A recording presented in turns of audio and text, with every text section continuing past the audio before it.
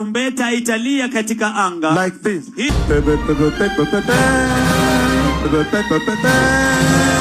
That is how the trumpet will sound.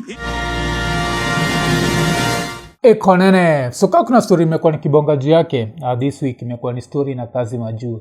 Nimekuwa nikibonga juu story mostly juu ule boy anaitwa Duncan Chege. Duncan Chege alikuwa Kenyan who ended up fighting in the Russia war. And because of that, of course, nimekuwa nikibonga juu ya history ya Kazi Majuu and how I feel like the government is literally doing human trafficking. Why? I feel like there's one thing that we don't talk about, and one thing we don't talk about is the fact that there should be no country that encourages its citizens to go work in other countries. Your job as a politician, your job as a president should be to create jobs locally. And the fact that we don't even judge our presidents by jobs created. Kushaichekigi countries meendelea. Utanotice kuna kuaganayo story ya like every month I think wanabongaga jobs created and the level of unemployment. Kenya kunaga kitu kama hiyo.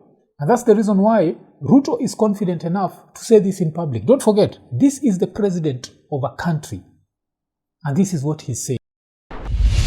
Kenya inajulikana duniani kote ya kwamba Kenya ni nchi ya watu wa kufanya bidii. Masomo yetu inatambulika duniani kote. Wakenya wengi wakiongea Kiingereza wanaongea kuzidi ya wazungu. Sawa, tunaongea kizungu kushinda wazungu. Okay. But it gets more interesting. Don't forget, if there's one thing that Ruto knows how to use, is the religious card. And he knows how to put it like in that perfect place. So hii time alikuwa the coast region. So, wacha tumsikize. Kwani hamuna hiyo habari? Mko na hiyo habari? Na sababu hiyo Wakenya wengi wanatafutwa na kampuni nyingi ya kufanya kazi nje ya Kenya. Na kwa sababu tuliona ni vizuri tuwe na mpango ya vijana kupata nafasi ya ajira, na tulikubaliana kazi ni kazi. Ikipatikana Kenya tufanye, ikipatikana kwa mjengo tufanye, ikipatikana kwa mtandao tufanye, ikipatikana nje ya Kenya tufanye. Itikio kazi ni kazi. And I can make mistake. Isi ile place alitumia inshallah. Okay. Because ile za I know you're in Mombasa, but damn. So kazi ni kazi. And before niendele na hii clip, there's something I need to say.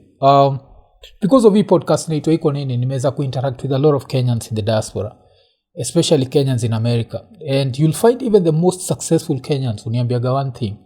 At one point, I want to come back home. There's no place like home. Nisha interact na wase wengi sana walioniambiaga wako based in states, na wanasemaga that if they could make an equivalent of 350,000 Kenyan shillings a month here in Kenya, they'd prefer living in Kenya than living in America. That's Kenyans. And you'll find these are Kenyans maybe who are more successful, maybe even earning $7,000 huko. But they feel like there's no place like home. And this is the most third world shit you'll ever see, because I don't think sijaisikia Trump akisema da create jobs nyinyi Americans mwende kwa countries zingine. The first focus should be Kenya, and there are so many jobs in this country, like it's ridiculous. Ukitembeaga tu hivi unaona job opportunity. But you see, when you're trying to do handouts because you want to keep the people poor, so you want to lie to them that I'll give you this 20,000 shillings, and all of a sudden you'll have this business acumen that it's just amazing, and you're going to turn these 20,000 shillings into 1 million shillings. Oh, imagine uchukue mayai 3. Hizi mayai 3 enda uziboil, ubaki umeziuza, kesho uboil mayai 6. You know that nonsense, that stupid economics inakuaga. But now, wacha tusikie juu ya Majuu, because wanasema they know. Remember when I was saying, they know where Kenyans go. So they know that Kenyans are being sent to war. But do they give a No, they don't. Leo nikisimama hapa, niko na waziri wangu Bwana Alfred Mutua, ambaye nimempatia kazi ya kupanga vile ajira itapatikana, hasa ajira ya vijana watakaoenda kufanya kazi nje ya Kenya. Kitu funny ni, what's that interrupt? Last year I was very lucky, and Hizi ni zile luck nasemaga ni courtesy of you as the iko nini fan, you as the guy who supports iko nini. So you make me experience some things that maybe I would not experience. So majuzi nilipatiwa chance ya kwenda Qatar, and I remember being at the airport and it was just Kenyans working there. So you're there wondering, like, if Kenyans can work at this airport and do all these things, it means that these same Kenyans can work here in Kenya. How many airports do we have?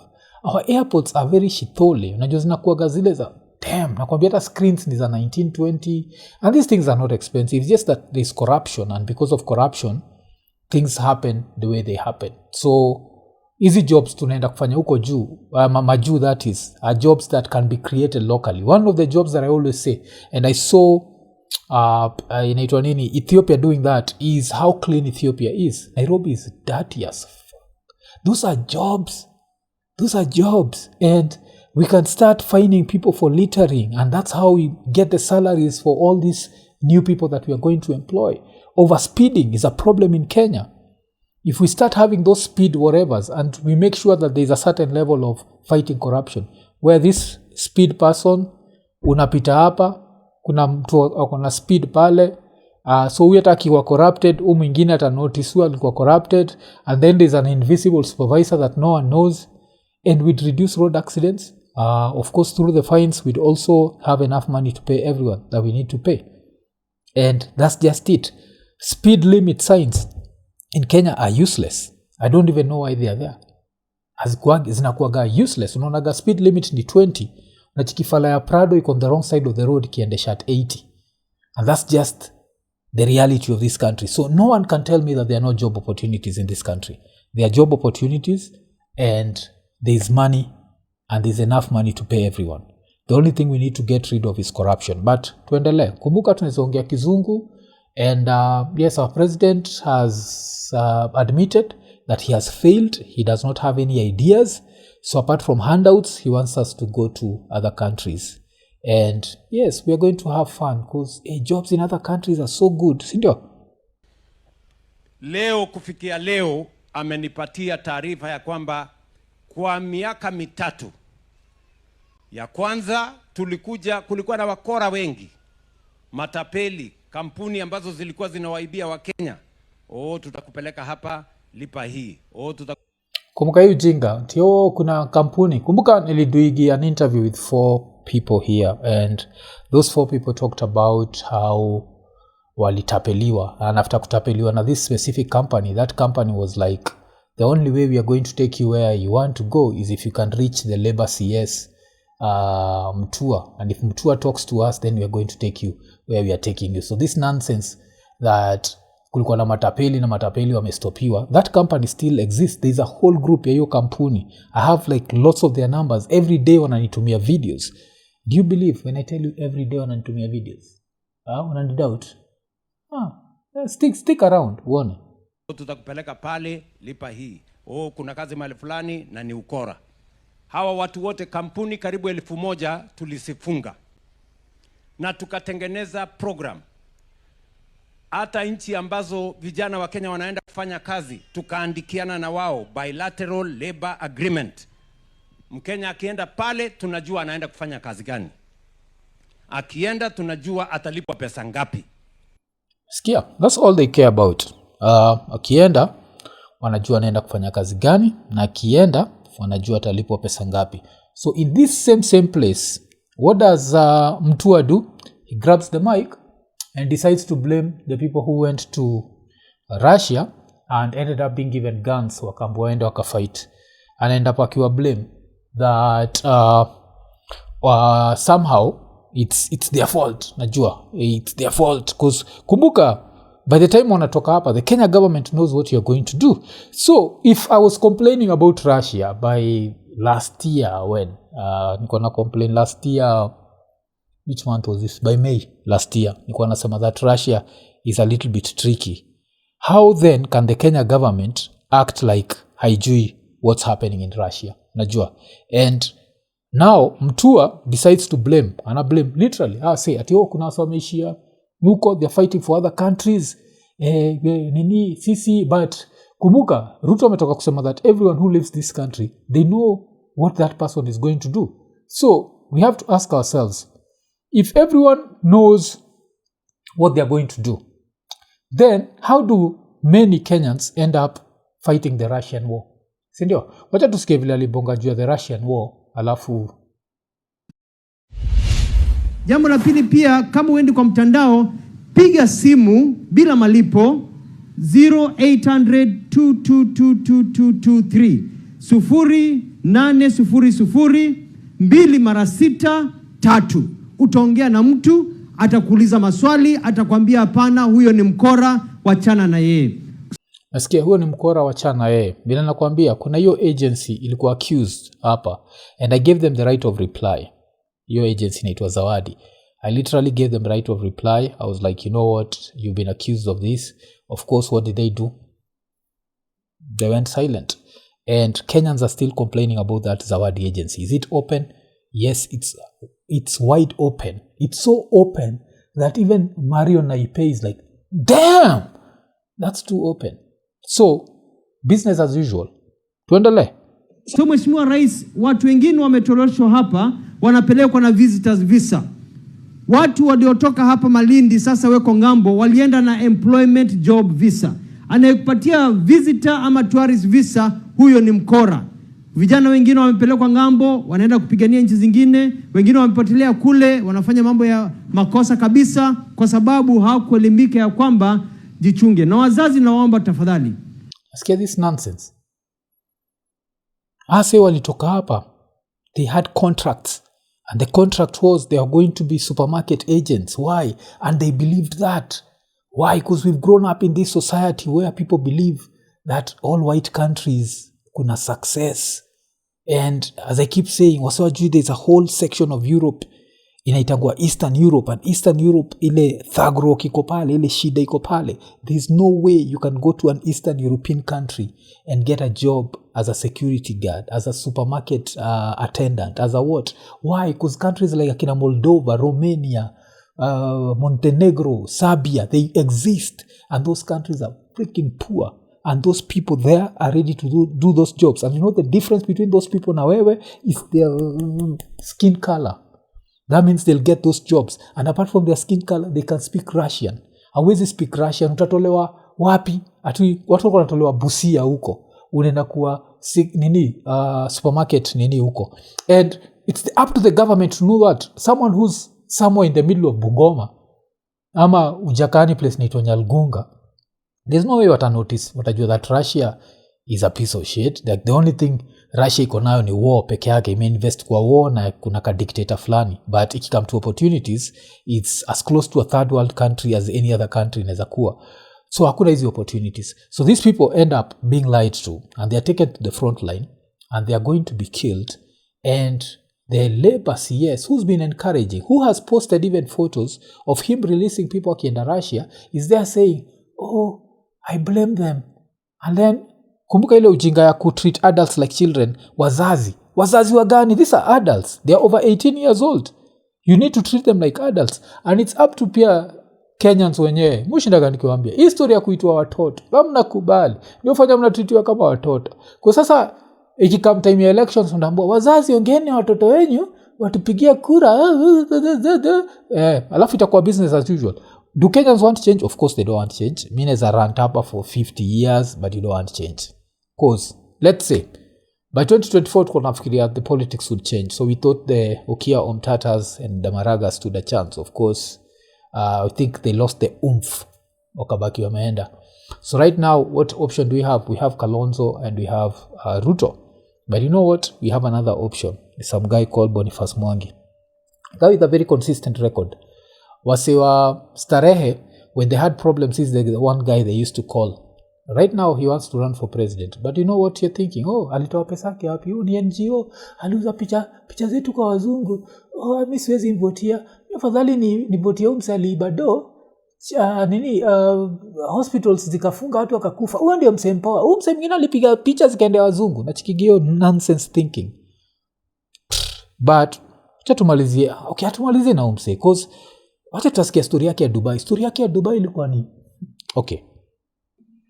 Kama mtoto wako, kama kijana wako, msichana wako anaenda ngambo, chunguza, uhakikisha ya kwamba aendi kule kupotea kule na kampuni ambazo zitapora maisha yake. Asante Mheshimiwa Rais. So, kumbuka nimekuambia hiyo kampuni inaitwa Zawadi, ni kampuni inasemekana huyu buda anaijua na it's still open. Kenyans are still crying.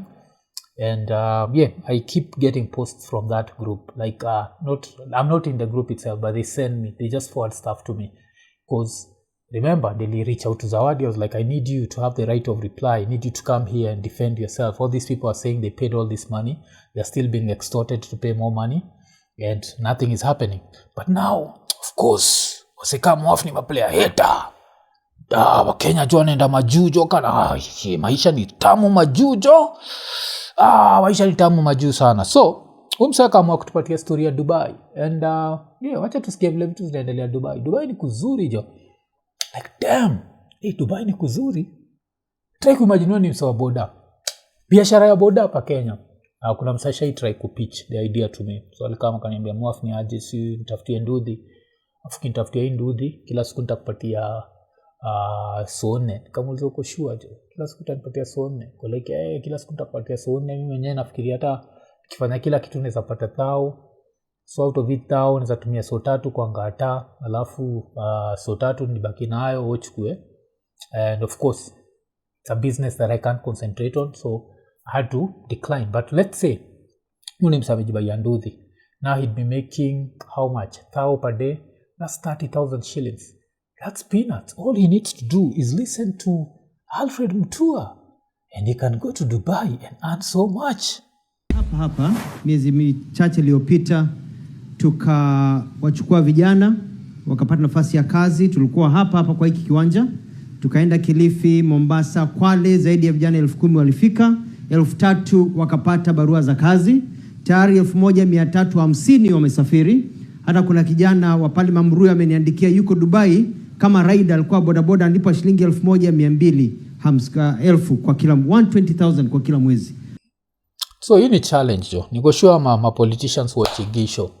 Hii ni challenge. Anyone who can reach CS Mutua, amwambie Mwafrika wiko nini? I'm just asking to see that message.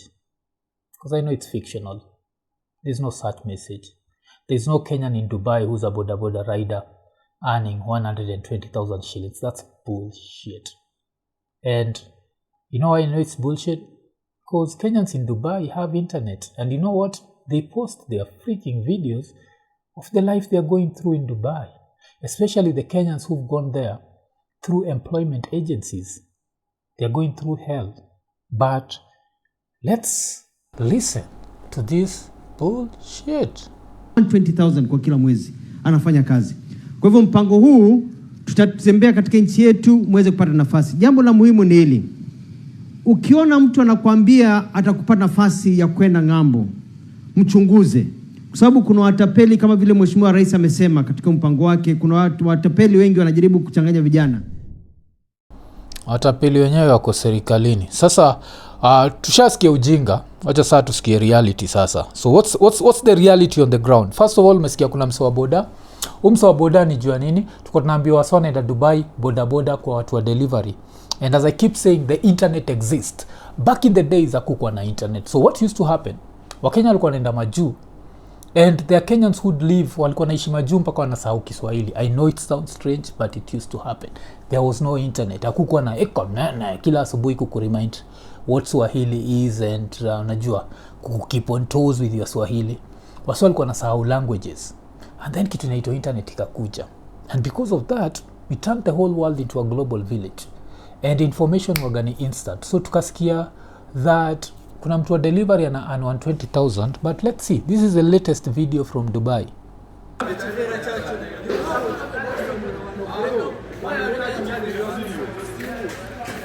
Relax bro.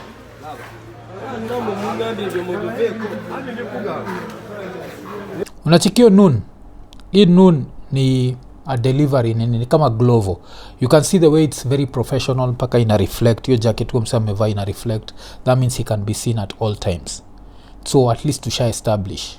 Now, acha to continue. 120,000. Hey, it's being made huko. Hey. Yeah.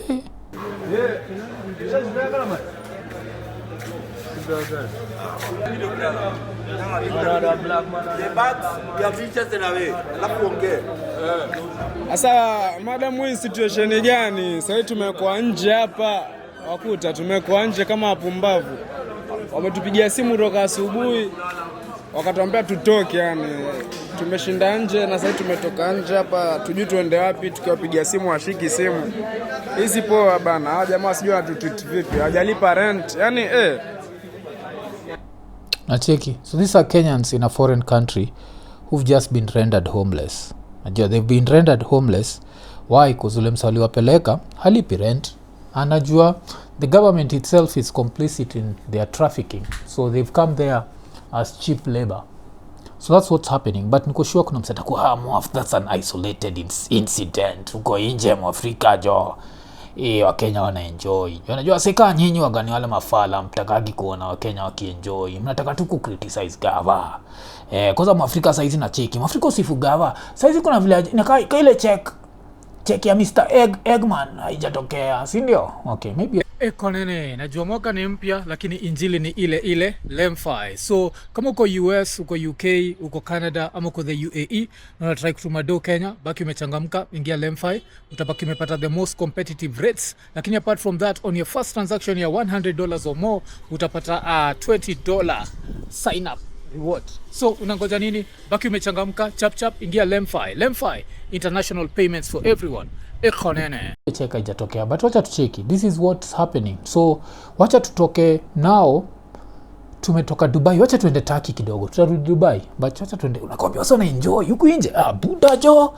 Hakuna haja gava itengeneze jobs Nairobi. Kwa nini gava iamue hizi potholes zimejaa Nairobi? Kumbuka Mwafa akisema hii place yake nje, yo ruka mavi, amekuwa kiruka mavi for the last 3 years. Si kuna wasaneza kama wasilio mavi na watengenezeo baro ishe potholes. Hizo si ni jobs. Kuna haja, wacha wasaishie Majuu. Okay, Majuu ni kuzuri.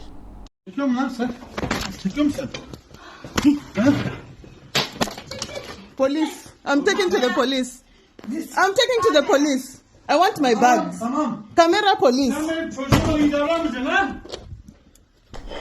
So ni dem Kenya, ule ni house help.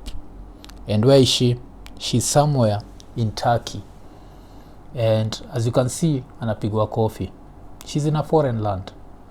Rangi ya ngozi yake ni, that means they know she's a foreigner. That means that they know she's not a native. Unachiki hapo alikuwa anapigwa because of unpaid salaries. But tukicriticize hii kitu inakuwa ni tuna criticize gava just for the hell of it. Unajua, tukiusema like there are opportunities that can be made in Kenya for people. There are so many job opportunities in this freaking country. Yani kuna time mtu kaga chini, you actually understand. Kuna time nikikaa chini hivi nisikize Kenyan politicians na nisikize African politicians, I actually understand why white people wanna feel superior to sisi. Because unaonaga tu just the most dumb thinking. Like, you've been given a chance to lead a country. You've been given a chance to lead a labor docket. And all that surrounding you are jobs and opportunities. Why? There are so many things to build. There are so many things to correct. There are so many rules to be implemented. Job. And all these things, if they run smoothly, a lot of money will be generated. So all these jobs can end up paying themselves. But no, we'd rather send our people to be house helps in Turkey, house helps in Arab countries where tunakuwaga dehumanized. Najua, like religion is kudanganye buda. Hakuna Mwarabu anakuchukua kama human. Alafu but sasa wacha tucheki a few videos from Dubai, kuzajua Mwafa anakuwaga naanza ovya ja Dubai ni kuzuri ja. So wacha tusikize wase wako kwa ground, wase wana go through that soft life in Dubai. Na kuna prohibition ya 6 months. Prohibition ya 6 months, kuna watu walitangulia hapa wakamaliza ile miezi 6. Wamengangana kuandika barua ili waachane hii kampuni, lakini imeshindikana. Wameenda paka leba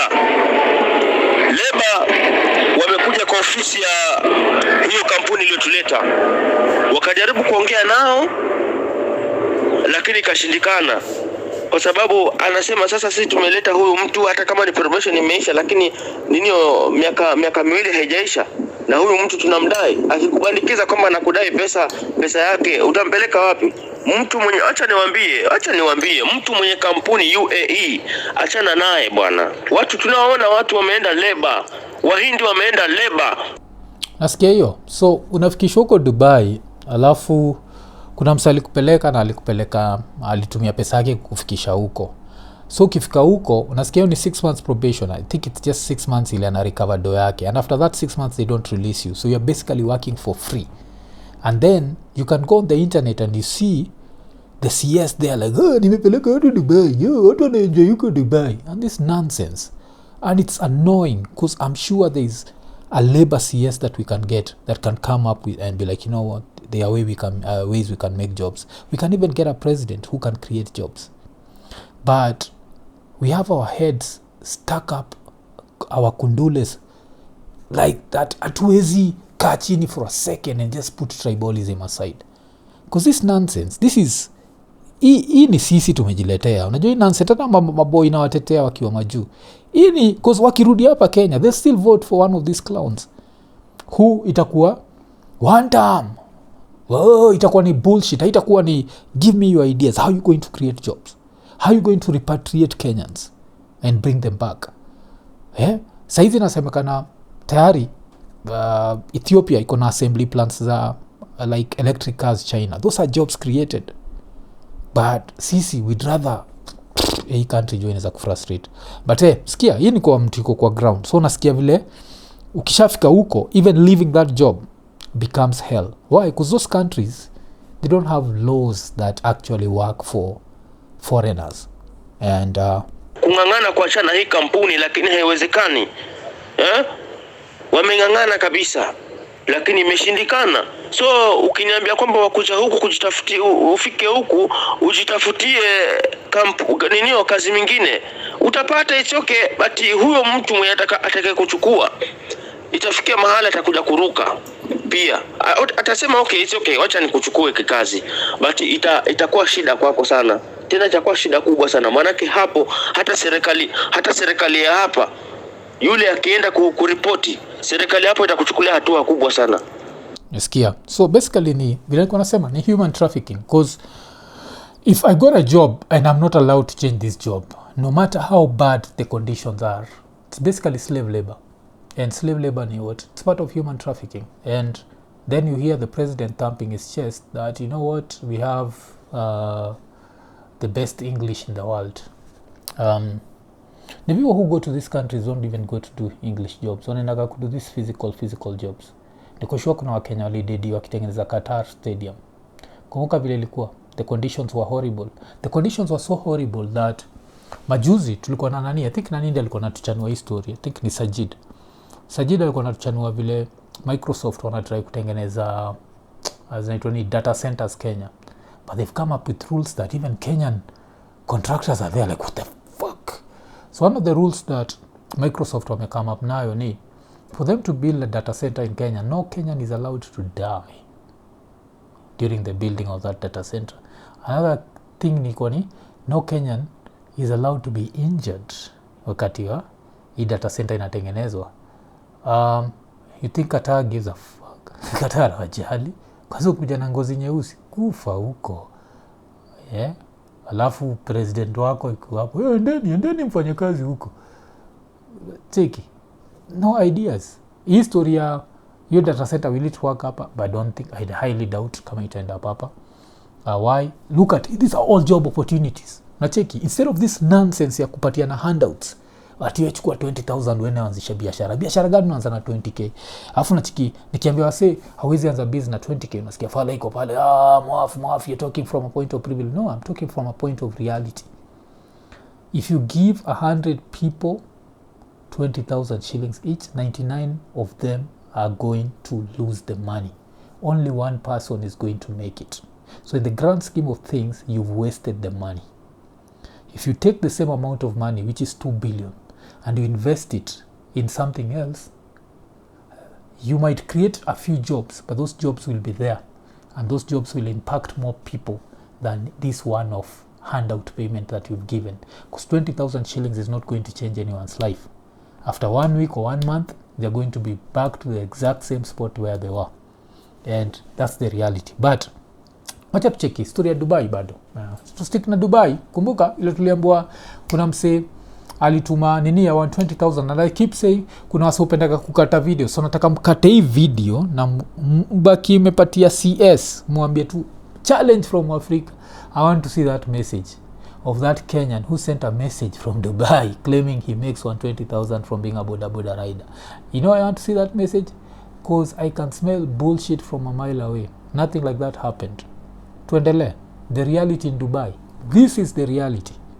Hajui, angalia mwenzetu ameaga dunia, anafaa alipwe haki yake. Serikali yetu ya Kenya haishughuliki kujua kwamba huyu mtu anafaa kulipwa haki yake. Huyu mtu ana familia yake, ameacha watoto wawili na mke. Ameaga dunia, alipitia kazi za majuu. Imagine serikali yetu hakuna kitu inashughulika. Imagine.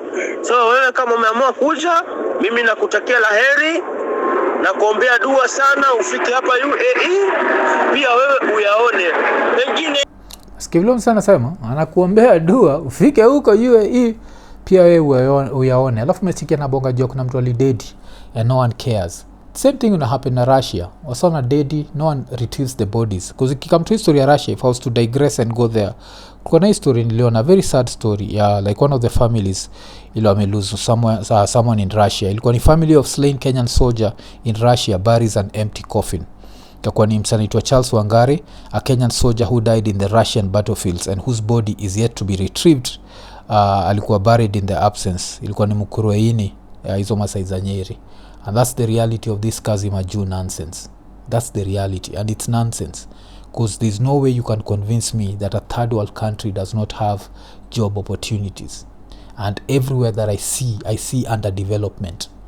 And there's money to repair State House, but there's no money to finish all these potholes I see. Najua hapa. And I'll even be honest, I decided like, damn, maybe the potholes, these people don't know about them. Najua, I did a whole video. Kumbuka nikibonga hizo potholes, bado zimejaa mavi tu, bado kuna nuka mavi. Ile building ilianguka, jiulize kitu moja. Kumbuka building ili collapse early this year. Ushasikia hiyo story tena? Usha notice?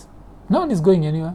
So those assholes who killed 2 people are going to continue with business as usual. Nothing is going to happen. And that's the reality of this country. A building collapsed, 2 people died. There was outrage. Kumka Alice Wahome, people think we are going to leave no stone unturned. Damn, no stone unturned? No stone unturned? What was that building made of? But wacha tuende back to Dubai. Kule boda riders are making 120,000 shillings, and these boda riders happen to have the number of the CS. Somebody sent a message on Twitter. Okay, I don't know. Ingine bahati yako imekuwa ni mzuri, utapata tajiri mzuri, ni sawa. Lakini Warabu ni wale wale. Sitawaambia, manake sisi tuko huku tunayaona, na tuko wa Kenya hapa karibu 600. Tuko hapa Kenya na wote tutateseka. Hatuna kazi miezi 5, hakuna kitu tumegeti. Nasikia Warabu ni wale. Racism. Tuko pale miezi 5. Kuna kazi tumepata. Nacheki, kumbuka kuna wale walikuwa na rushwa nje because rent is not paid. Unacheki, it's only one person I was seeing there with a noon jacket. Uzapata the rest are unemployed. And I don't know. Mimi afadhali ningekuwa nimebaki Kenya kwetu, ningekuwa kuna kitu ambacho ningekuwa nimetengeneza ya maana. Lakini muda wote nimekuja hapa, hakuna kitu ya maana yenye nimefanya hapa. Hakuna kabisa. Mimi nawaambia Wakenya wenzangu, kwa hivyo mtekea sana hiyo maneno. Mjaribu kuangalia wale wamepata safari, visa zao zimetoka, alhamdulillah. Mimi nawaombea mkuje, lakini mkae mkijua kwamba una deni mnakwenda kulipa la Dubai na la Kenya. Hiyo kuna shindwa ni deni gani mko nayo ya Dubai na ya Kenya? Kumbuka the Youth Fund, the National Youth Empowerment Fund, I think Youth Empowerment Development Fund, I think it's YEDFA. So hii defer ilikuwa ni 200,000 shillings. This 200,000 shillings, 19,000 remains with the government. Then you get a deposit of 181,000. This 181,000 is deposited to a specific bank. And the bank is instructed that this money cannot be withdrawn by this person who's taken the loan. This person who will need to pay this loan cannot withdraw this money. This money can only be sent to an agency, for example, Zawadi Agency. Then what happens? The money goes to Zawadi Agency. Zawadi Agency tells you you're going to get a job and you're still waiting for the job. The job is not there. So you keep going there and they tell you, tupeleke kule utatupeleka. And where will you take them? Remember, ukienda kwa names, they are there.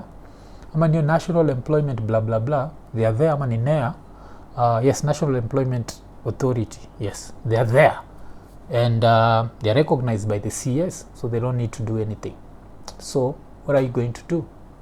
Then you hear your president telling you that, you know what, there are jobs for you in foreign countries. The president is proud of saying that you know what, those other presidents are better than me. You know, they can come up with ideas and create opportunities that the jobs become so many that they are extra jobs. But you know, I'm so incompetent that all I'm going to use is tribalism and handouts to get a second term. And this other guy who's trying to run, also the best he can do is tribalism and handouts. And but then, you know, there's another person and another one. Those two, those three, they have integrity.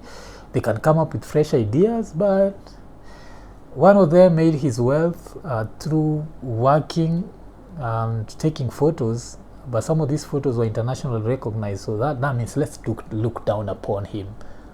Fuck him. This other one is a former judge. He lacks charisma. This other one, former protester, chains himself to police stations, has never stolen anything, but fuck him. We don't need that. If it's not me, let's get this other thug. As a matter of fact, do you know what would make Kenyans really feel that middle finger? What about we just scrap term limits? You know what? Because remember the guy who's supposed to be defending workers? Ni Msanaitwa Atwoli. So this Atwoli character, I thought this was fake news. I remember nikiona hii story niko nafikiri ni fake news. Ilikuwa ni, I've always been against the presidential term limit. If I'd served for only one term, I would not have brought change to court. Which change? Then kiendelea, 10 years is not enough to build a nation. If elected president today, I would abolish the presidential term limit, whether you like it or not. One thing, nature, you can dye your hair, Mr. Atwoli, but we know you're 76 years old. So you can't talk about Kenya's future, because you won't be there. That's how nature works. You won't be there. Itakuwa home off, but you can live before him. Yes, if I live before him, it's something tragic. But umse akilive, itakuwa just nature, how nature works. Na cheki, tumbo imefika huko, so you know that's unhealthy. But on top of that, just because we are benefiting from this regime, now all of a sudden, Ruto is supposed to be a president for life. Na cheki, alafu wasuoga, buda josikiza wazee. Even fools grow old. Najua, I think, hiyo ni kitu moja ile wale maboi walisema. I think wale walalo siku zote. Because those who act like these old people are very wise. This is just a foolish. Wacha tusikize ujinga. Ukawana tamu ya president. Ati unapimiwa utatoka siku gani? Na miaka 10 ni kidogo sana. Mimi nikichukua president saa hii natoa hiyo katiba. Nitampende msipende nitatoa. Because sasa first 5 years you are putting some mechanism in place and policies to advance your economic agenda, to advance your development agenda, to advance your vision. So countries zilizoko developed, zilizoko na presidents wana run for 4 years. Hizo hazijui. Sisi ndio tunajua. Cheki, China for a very long time ilikuwa gani watu wa 10 years. Jinping of course alikama kai change. So look at how China ili change in the past 40 years. Chiki watu kama hao. Na hizi ndio mafala waga like my intellectual. Hizi ndio unachiki like Radio Citizen wamekaa chini, twende tuite nani? Let's call this person who's going to gaslight Kenyans and peace. Unachiki vile amsema, wapende wasipende. Wapende wasipende inamaanisha nini? Pa That's the only way. Because the only way to change term limits Kenya, there's no other way. To plant a sense of direction into masses. 5 years, you have not done anything. Second year unaanza msingi, second term. Hiyo 5 years haita ni kama 2 days. Msingi ile umeanza. Sikia ujinga hata hakuna haja kumaliza hiyo video. And but before ni hepe, wacha nibaki nimebonga one last thing. Early this week nibaki nimedua video, and out of the video there was some level of ignorance in that video. And yeah, I'd like to apologize. The video was about easy stories that taxes being reduced, and I looked at it without catering for SHIF, NSSF, and housing levy. So someone did a good job, and yeah, broke this thing down, and he compared August 2022 when Uhuru was president with February 2026. So ikakuwa, if you are earning a basic pay of 30,000 shillings in 2022, your deductions zingekuwa 360 kwa NSSF. So total deductions ni 360. Then baadaye the taxable pay ingekuwa ni 29,640. But let's look at during Ruto's time. During Ruto's time, what happens? Your basic pay ni 30,000 shillings, but NSSF all of a sudden move from 360 to 540. Then kuna something like SHIF ile was not being deducted before, and kuna housing levy 450. So your taxable pay becomes 28,185. Kumbuka originally you had 29,640. Then tunaenda kwa pay deductions. Pay deductions, income tax sasa ikisha reduciwa, kwa ingine ulikuwa na pay 3810, kwa ingine una pay 3446. Okay, this is presently before it's reduced. Yes, this is before it's reduced. Then what happens after personal relief? Inakuwa ni 2400. This other side personal relief ni 2400. So what ends up happening after this personal relief? Your pay total kitambo ilikuwa ni 1410, but your pay total right now is 1046. So how much are you receiving right now? You're receiving 27,138. This is before Ruto kutoa hii pay yako ile unafaa kulipa. If you're getting a salary of 136, a salary of 30,000 shillings. But someone in August 2022 was getting a salary of 30,000 shillings, was getting 28,230. So damn. So now, let's take, since umekuwa receive 27,138, Ruto decides, wacha tukurudishia ile 1,000 yako na 46 bob. What does that push your money to? After that, you still end up at 28 and what? Yes, you'll still end up at 28 to 84. Yes, you end up now 28 to 84. How is it? 28 to 184. Damn, it's 28 to 184. So you still lose 46 shillings. So has Ruto added any taxes? No, he's not added any reduced any taxes. He's not reduced any taxes. What has he done? Just the bullshit that he keeps doing. And yeah, we'll keep calling out the bullshit, and when we make mistakes, we'll correct ourselves. So that's what's happening. Vile nimesema, a challenge to the CS of Labor. Just share with us the person who sent that message from Dubai. Let's see the message for ourselves. Better yet, mi niko ready kuinterview msesi. Kuna internet Dubai. A connect tu tuone vila limeko 120,000. Do you want to see proof, bank account and some screenshots and everything? So let's wait and see. Why? Because we know bullshit and we can smell it from a mile away. Ekonene.